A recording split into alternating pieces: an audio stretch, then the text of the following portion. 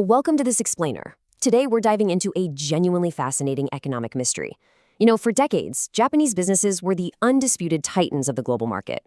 They literally set the gold standard for efficiency and innovation. But recently, those giants have been slipping in the global rankings.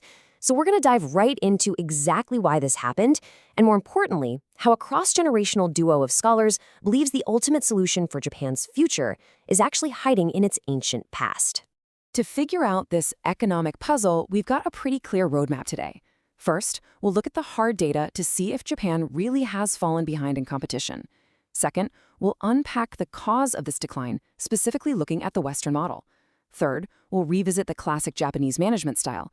Fourth, we'll explore the Eastern philosophy that anchors it all. And finally, we'll look at the proposed solution, returning to those roots. All right, let's kick things off with part one. Has Japan fallen behind in competition? Let's look at the data behind the decline. It's a pretty provocative question, isn't it? We often still think of Japanese manufacturing and tech as the absolute pinnacle of global industry. But we really have to ask, did those unstoppable business titans of the 70s and 80s somehow lose their edge? Well, according to recent research and economic data, the answer is a sobering yes. The reality of the numbers is actually quite stark. According to the IMD World Competitiveness Ranking, back in 2006, Japan was sitting comfortably at a very respectable 17th place globally. But flash forward to 2024, they've dropped all the way down to 38th place. To put that into perspective for you, out of 67 countries evaluated, this places Japan below Kuwait and way behind regional neighbors like Singapore, Hong Kong, and Taiwan. So the data is absolutely undeniable. Their overall competitive power has slipped and slipped hard. But wait, if you think the overall ranking is concerning, this number, brilliantly and tragically, illustrates the core of the problem. 65. When you break down that same 2024 index and look specifically at day-to-day business practices, Japan has plummeted almost to the very bottom of the list, landing at 65th place. In productivity and efficiency, they're sitting at 48th. So the very foundational practices of how these businesses operate on a daily basis are fundamentally struggling on the global stage. Which brings us to part two, the cause of the decline, specifically the Western model and the really high cost of imitation. To unpack what exactly went wrong during Japan's 30-year economic stagnation, what people often call the lost decades after the bubble economy burst in the 90s, we turn to the insights of two renowned scholars. And what's super cool here is their unique perspective because they are separated by 54 years of age. We have Iwalo Shinpei, an associate professor who is 35, and Nonaka Ikujiro, a legendary retired professor of business science who is 89. It's basically this incredible grandfather-grandson dynamic. Yet, despite that massive generational gap, they have reached a firm consensus. The root cause of Japan's stagnation was the aggressive, almost blind adoption of American management models.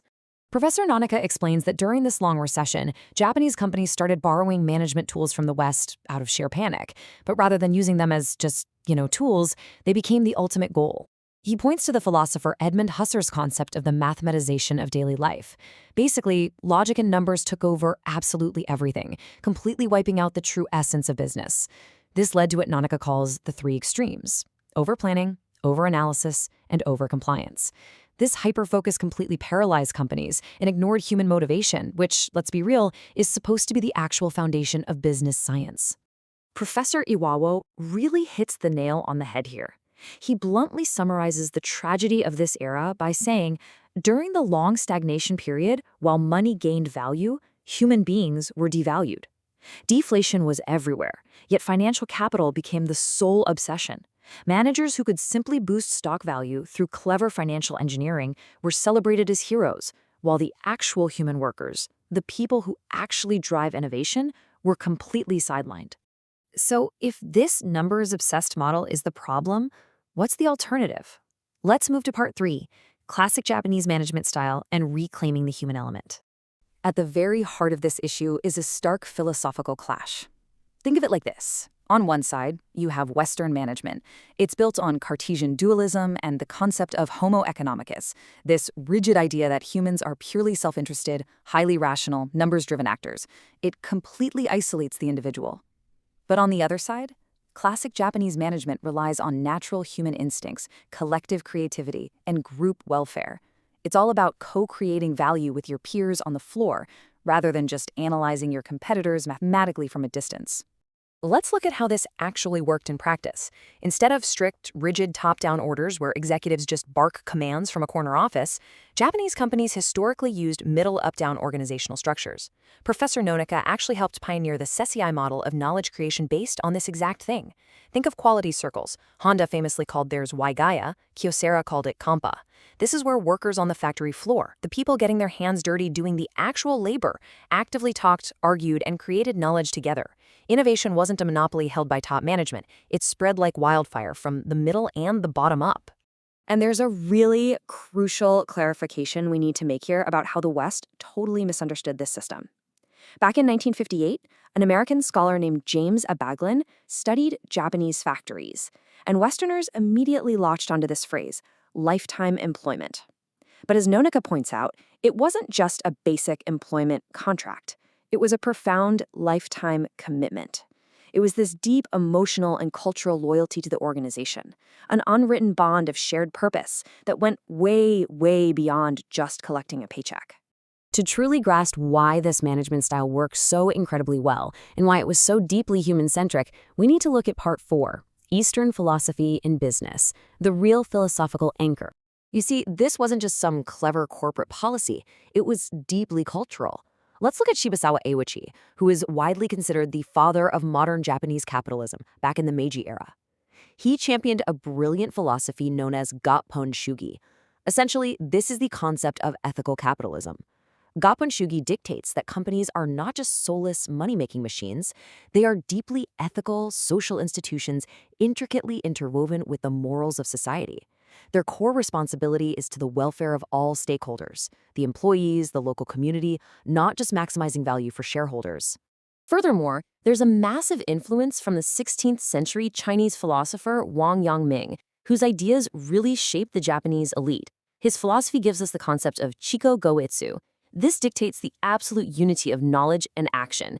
Basically, theoretical knowledge, like crunching endless numbers at a desk, is literally useless unless it is paired directly with action and practical experience on the production floor. Knowing and doing are simply two sides of the exact same coin. And that is exactly why those middle up-down quality circles worked so phenomenally well. So knowing all of this, how on earth do these scholars propose Japanese companies regain their competitive edge today? That brings us to Part 5, the solution, returning to the roots through a humanizing strategy for the future. The solution they offer is laid out in 3 very clear, actionable steps. First, companies have got to discard that extreme numerical focus that paralyzed them for 30 years. Just drop it. Second, they need to adopt what Professor Nonaka calls a humanizing strategy. And third, they must place human potential and shared welfare back at the very center of the business. Leaders absolutely need to step up and create environments where workers can use their full potential, relying on real-world, hands-on experience rather than just abstract theoretical models cooked up behind a desk. Now, crucially, returning to your roots doesn't mean building a time machine and living in the past. The modern workplace is wildly different today. We have highly diverse workforces, advanced robotics, and of course, artificial intelligence. Companies absolutely must adapt to these changes. But, as these scholars argue, they have to do it without sacrificing their philosophical core. They can and should embrace AI while still valuing Shukoko Itsu, that beautiful unity of human knowledge and action. Which brings us to the end of our explainer. I'm going to leave you with this final provocative thought. Can Japanese companies successfully adapt to the age of AI and highly diverse modern workforces while remaining completely true to these human-centric philosophical roots? Can this ancient human-first philosophy not just survive but actually thrive as the ultimate competitive advantage in our hyper-digital world? It is a huge question, not just for Japan, but for the future of global business everywhere. Thanks so much for joining me on this explainer, and remember to keep questioning how we work.